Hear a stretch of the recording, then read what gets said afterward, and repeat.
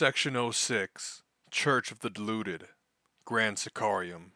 Ultramar, during the tempest that engulfed the galaxy, became at least initially a bastion of sanity and security for the huddled and fearful servants of the Imperium. As the Empire collapsed around them, Ultramar was seen by many as the only option left to the Emperor's people.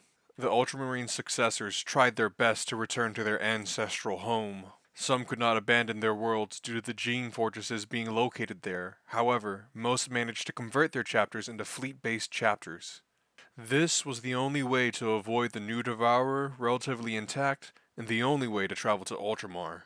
In the dark, early days of Millennium 42, the small empire within an empire expanded its area of effect, with defenseless, leaderless post-imperial worlds eagerly joining the union of Ultramarines and successors. This expansion was not just a humanitarian one, for the sudden influx of successor chapters necessitated a massive increase in recruitment and training worlds, in addition to a larger infrastructure to accommodate these new arrivals.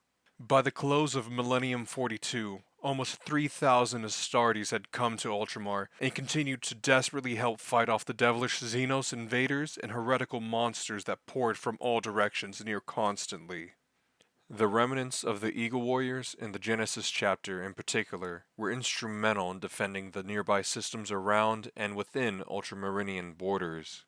As the first 1,000 years of the Second Age of Strife plowed onwards, the successors and the Ultramarines became an almost homogeneous mass, as reinforcements for understrength companies came from anywhere they could find them, be they parent or successor. In general, Ultramarinian armies of the period appear to be strange, multicolored groups, with each company often having Marines from up to 6 different chapters within their organization. Gene Seed was used in Ultramarine recruits and other chapters indiscriminately.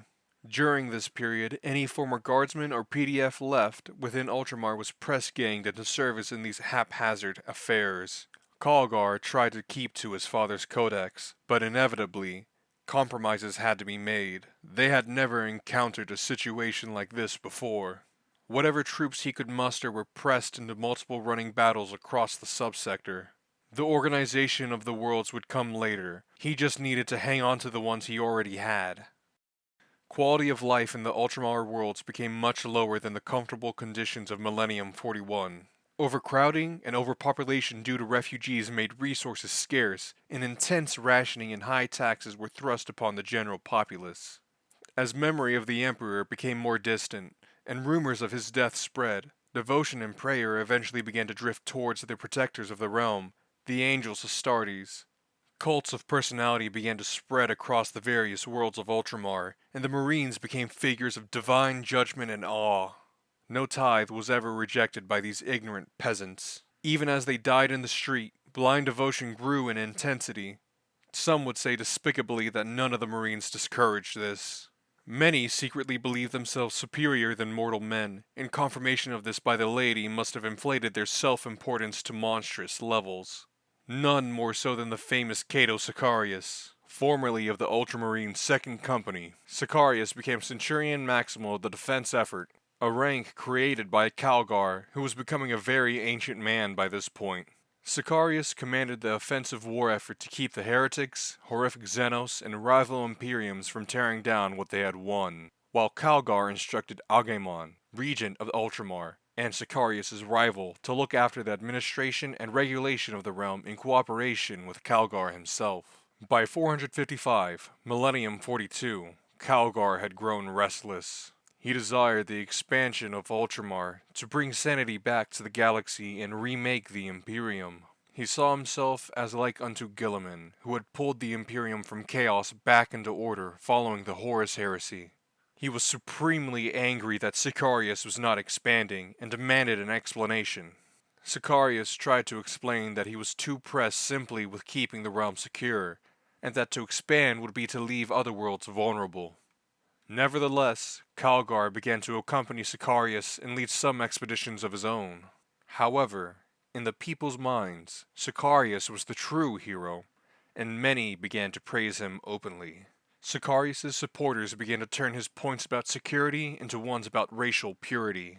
Ultramar for the Ultramarinians began to be heard in the filthy, overcrowded cities across the realm. It was in 553, Millennium 42, that the mounting distrust between the three men came to a head. A great chaos warlord named Vashnaraman had gathered a vast army of insane and deluded minions backed up by demonic engines and a huge fleet of vessels, and had ravaged the Goldian Imperium and the Imperium of the Thorians. Calgar called for a vast force of Ultramar to sally forth from his realm and engage this force in battle, for glory and for the Emperor.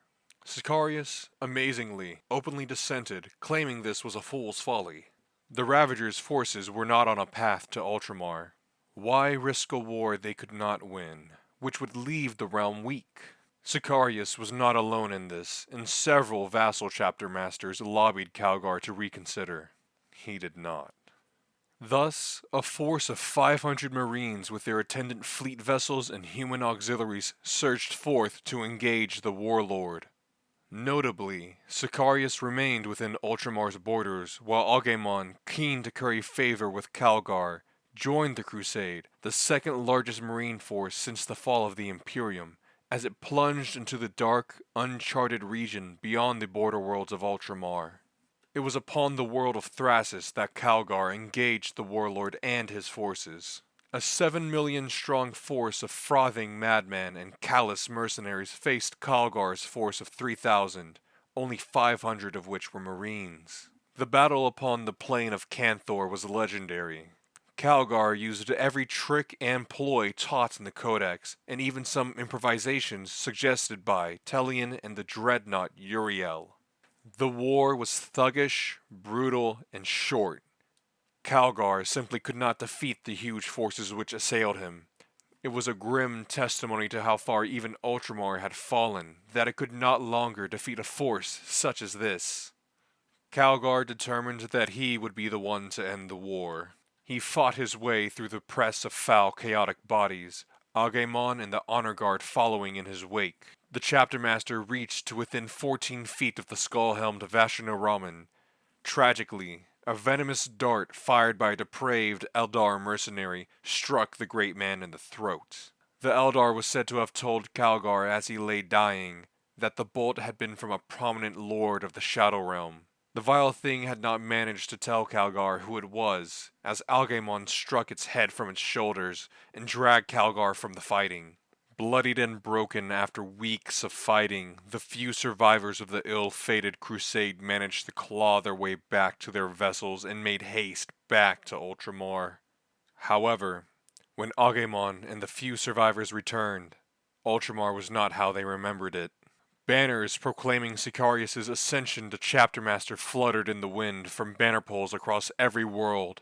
Work was beginning upon statues and memorials to Sicarius. As Agamon was to learn, Cato had informed the Council of Chapter Masters that Calgar, upon heading for the crusade, had promised him leadership of Ultramar, knowing that he would die on the crusade. Sicarius had denounced Calgar as a dreaded codex breaker, which had become the gravest heresy according to Sicarius, and accused Agamon of corrupting Calgar's mind. The defense monitors and warships that engaged the returning fleet gave them two options. Surrender, Agamon, and be welcomed back into the fold of Ultramar, or be slain as heretics of the highest order. Heroically, they refused. They were promptly boarded by the vile sycophant Master Titus of the Genesis chapter, who had become regent in the absence of Agamon. His forces overwhelmed the Crusaders, and Agamon was brought back to Macragge in chains. Of Telion and his contingent, no trace was found. Some said he died on crusade, while the most prevalent theory is that, upon seeing what his ultramarines had become, he cast off his armor in disgust, cursing, "O Imperium, what has man fashioned of ye?" before he and his closest acolytes donned simple hooded robes and vanished into the wilderness beyond Ultramar. Agamon was executed by Sicarius' own Talisarian blade before millions of adoring subjects. Over the next millennia, Ultramar became more internally concentrated, and Sicarius' cult of personality grew and grew until the chapter master now demanded that he be worshipped as the apparent god he was.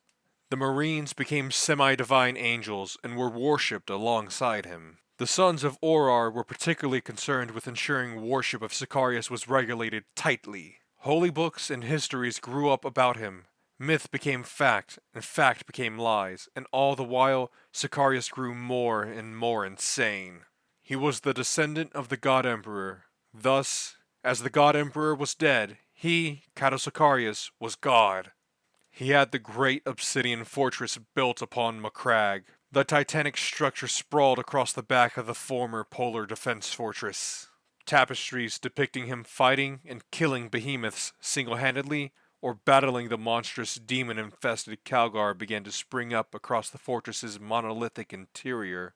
In Millennium 43, Ultramar was renamed Grand Sicarium in honor of their god. He was king of all space marines, and he demanded they treated him as such. Though powerful beyond measure, he was always paranoid, and the secretive Holodite special force of chapter serfs known as idol traders moved amongst the squalid societies of the Grand Sicarium, from the ash fields of Tarsus to the mines of Colchis.